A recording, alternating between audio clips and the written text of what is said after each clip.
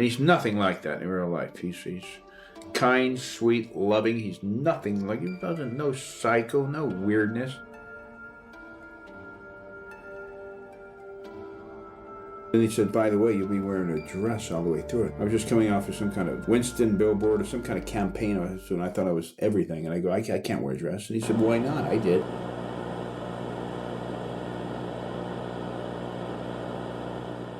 She was made up in her makeup, and they said action. She did her part. She looked up and screamed.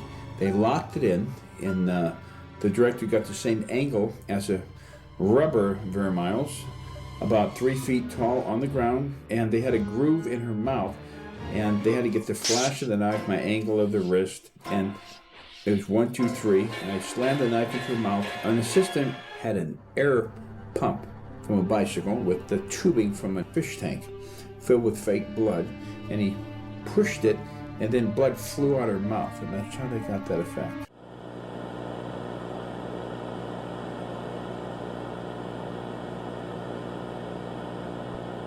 Tony eventually argued with Universal and eventually got the money they owed him, and he'll never work again type thing. And all of a sudden the phone rang and, hey, you want to do Psycho 3? And his answer, of course, was, if I can direct.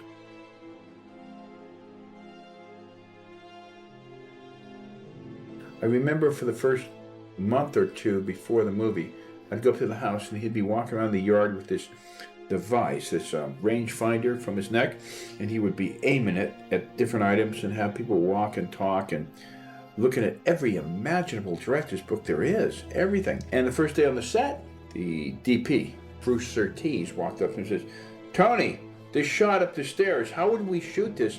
I mean, it's impossible to shoot it coming down and blah, blah. And I know nothing about directing.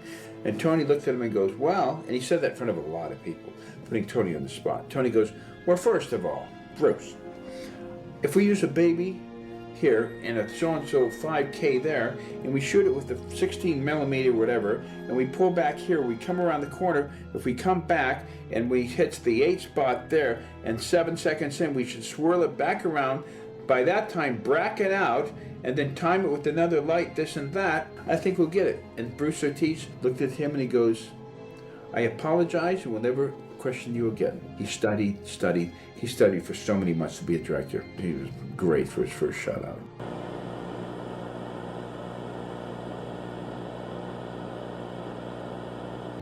Tony loved making it, you know, and Tony never got his feelings hurt about bombs. He was too busy moving on to the next project.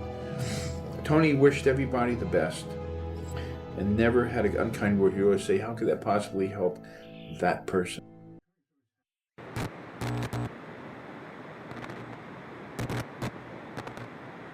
Tony was always happy to be working.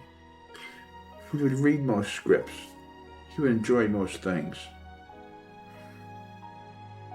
It was coming home and feeding the bluebirds with peanuts. But most important of all, I know it won't be in your documentary, but Tony lived for his wife, his sons.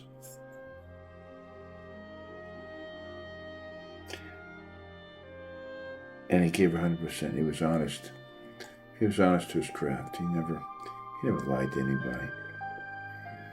And he passed on with dignity. He lived his life to the fullest. I was there in his last breath. I was there, and I was blessed. There'll never be another Tony.